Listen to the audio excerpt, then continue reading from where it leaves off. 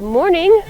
Several weeks ago, our mainsail got shredded in a storm, and today we are finally going to raise it up, take a look at it, see how bad it really is, take some measurements, and decide, can we salvage this or are we going to have to order a new one?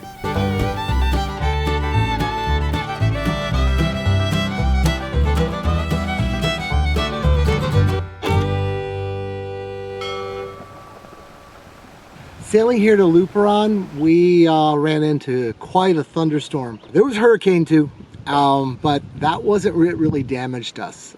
We had a day with thunderstorms, actually a night, thunderstorms all night. Then in the morning, we got a big one. It blew 50 knots and it just sustained and sustained. It eventually sustained for like a half hour. I took down sails, and the last one I took down was the main. By the time I got to the main, it was damaged.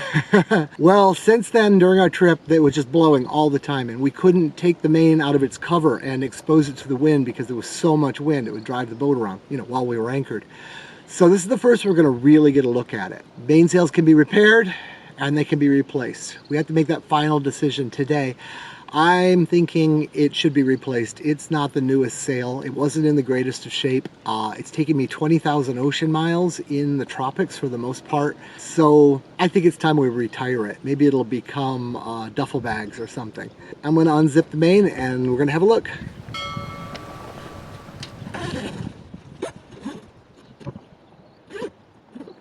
Tools for this project are a tape measure, and I've tied a piece of string on it so that I can attach it to the top of the sail and raise it up. And of course, a notebook to write everything down. We could put the boom exactly where we want it and measure up the whole boat. That's what I did when I had this sail made. But I like this sail. It's torn, but its geometries are exactly right. I've been using it a long time and I trust the shape it is. So I'm going to raise it up and let it hold the boat in geometries and then essentially measure it. The other thing we could have done is taken it ashore and laid it out flat and measured it, but you really can't get it flat and it would have been a wrong measurement.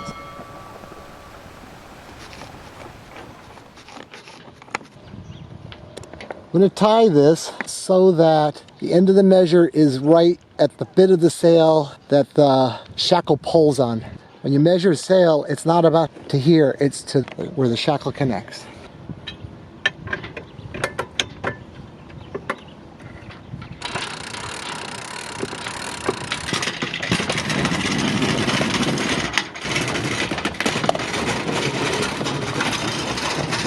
Oh man.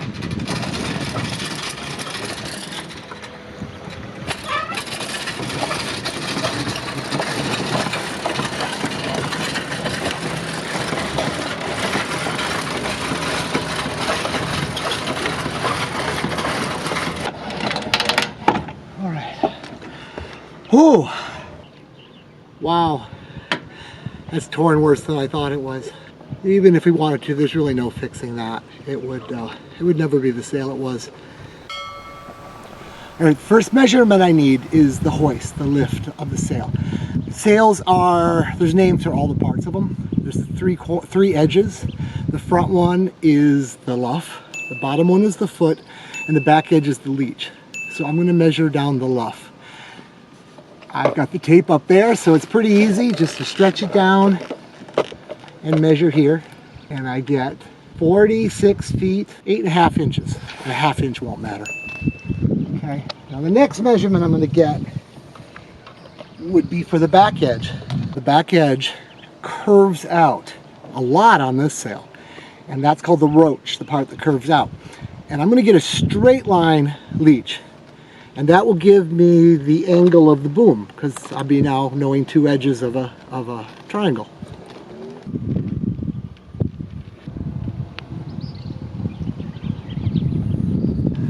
And I get 50 feet, 6 inches. The next measurements I need are from the foot of the sail to all the reef points and to the battens. So I can define where I want the battens placed and, more importantly, how deep the reefs are. The reefs are places in the sail where I can let the sail down and retie it on pretty quickly and then raise it again and have a smaller sail. And on Temptress, we're set up so we can do that twice. So we can take the whole sail, and then the wind comes up, we can bring it down a bit, and when the wind comes up more, we can bring it down a bit.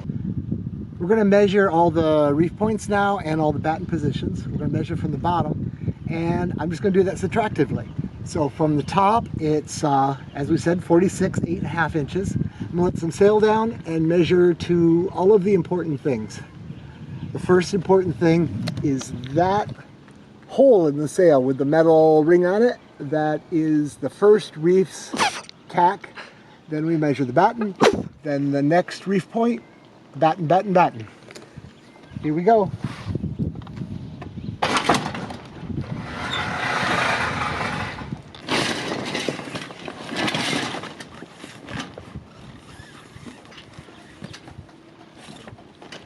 Okay, the first reef point from the top is 39 feet 6 inches. The first batten is 38 feet 4 inches.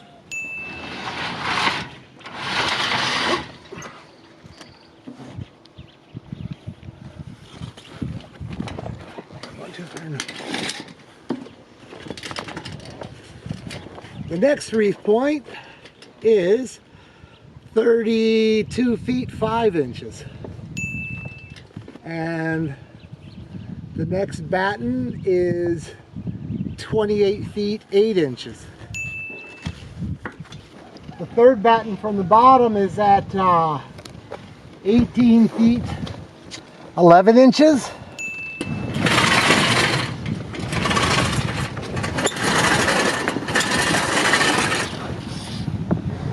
And the final batten is 9 feet 4 inches.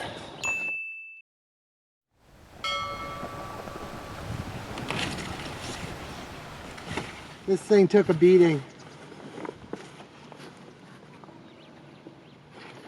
Even in the worst place back here, the cloth is actually still in somewhat good shape, but wasn't good enough to stand up to the beating it took. Just shredded it. Get a little look at the detail here, how batten works.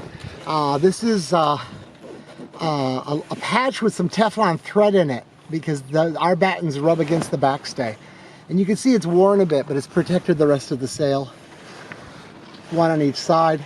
The batten ends here, there's a little Velcro that holds it in and pushes it forward. And what the batten does is pulls the sail back, kind of like a bunch of little booms. And that lets the back edge of the sail actually go way out.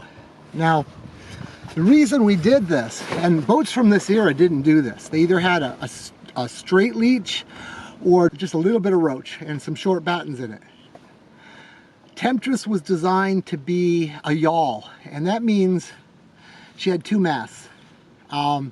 You've probably seen ketches. Yawls aren't very popular anymore. A ketch is a mast with a main mast where they normally are, and then a mizzen mast, the smaller one, ahead of the rudder post. And on a yawl, it's behind the rudder post and it's significantly smaller. This boat was originally commissioned, apparently, as far as I can tell, to go out Bermuda Cup racing. And racing rules are weird. Sometimes it's better to make your boat a little slower so that you get a better rating, because it's all about like handicap.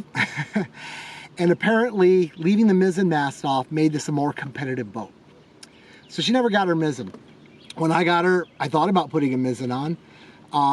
But then I did so much more back there. I've put radar towers and cranes, and I've put a big solar array back there. All of that is very valuable to me, so I certainly didn't want to get rid of all that. But the boat missed her mizzen. In heavy air, she was fine. You kind of take that down in heavy air anyway. In light air, she had a steering problem.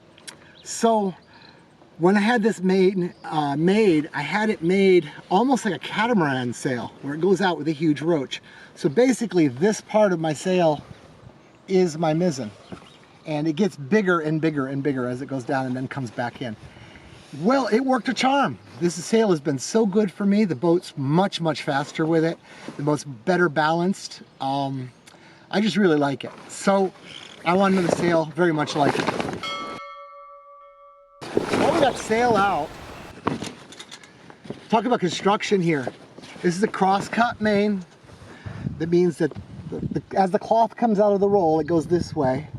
And The cloth is strong in this direction and it's strong in this direction, but not so much in these directions. And I believe this cloth is slightly stronger in this direction. They've made the bits of panels of cloth so that they're perpendicular to the leech, because the leech is where the real load is, and it pulls downward to make it shape.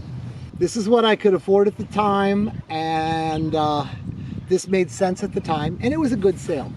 But to do it this way, the cloth is all the same weight all the way through. And this is very heavy cloth. I believe it's 11 ounces.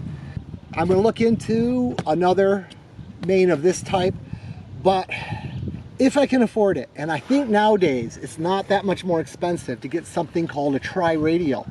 And in a tri-radial, the pieces of cloth actually go this way, and they're in multiple layers. So there's one here, and then one here, and then one here. All the cloth kind of comes to a point, and they all take their load from the top of the sail. Same with the other two corners, hence a tri-radial. You can see these little bits here. We had little tears, and I just put on these sticky patches to take the stress off the tear so it wouldn't tear anymore. It's been loved, it's been taken care of. It just got really abused one day.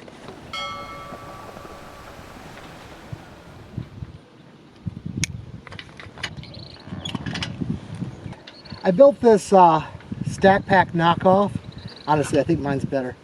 And this captures the sail when we drop it, and it becomes the sail cover. Here are all our cars. They're called bat slides. And you can see that the batten comes forward and screws into them, and it bolts onto the sail. And then it has this articulation that hooks to a slide on the mast that goes up and down a track. And then we have these little dudes here that hold the rest of the sail. We need to know the distance from the track to the front of the sail. And that's called the bolt rope. It looks like it's 1.5 inches. So the bolt rope, this is 1.5 inches away from the track on the mast. Ideally, the tack, which is the lower front corner of the sail, would be like right up here, and then there'd be nothing to measure. But that can't happen. It's got to hook to the boom in a convenient place. This is a funny old boom that actually spins around, so you could roll the sail around it with a crank. I don't think anybody who has one of these is using it that way anymore. We got to measure this so the sailmaker can know to cut the corner of the sail just a little bit away. And from there back to the track is 8 inches. So that has to be cut away 8 inches. The only other thing on this corner of the sail that's of interest is the Cunningham. It's in this pile of stuff somewhere, but it looks like this. It's another tack that you could put a hook in and pull down to adjust the leech tension. But on Temptress, we have what's called a floating gooseneck. The boom here is actually on the track. And when you raise the sail, it actually goes up a bit. And then we can use this line to tension the head of the sail by pulling down on that. And in other words, I don't need a Cunningham. This sail had one built into it, but it's never been used for anything. Final measurement we need is the foot of the sail. That's from the tack here back to the clew. And my arms aren't that long, so Emily's going to help me with this.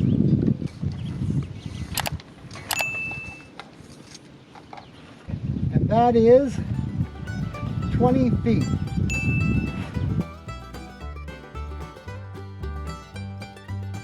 Now that we have our measurements, it's time to contact some sailmakers for quotes, make some important decisions, and then make the biggest single purchase we will make this year. Thanks so much to the folks who have already donated to our MAINSAIL fund, which we definitely weren't asking for, but we really appreciate, and to all our patrons for supporting our videos and keeping our adventure going. Please be sure to hit the subscribe button for free to keep our channel growing and stay updated on what's happening with our MAINSAIL as well as the rest of our adventures. Talk to you guys next time.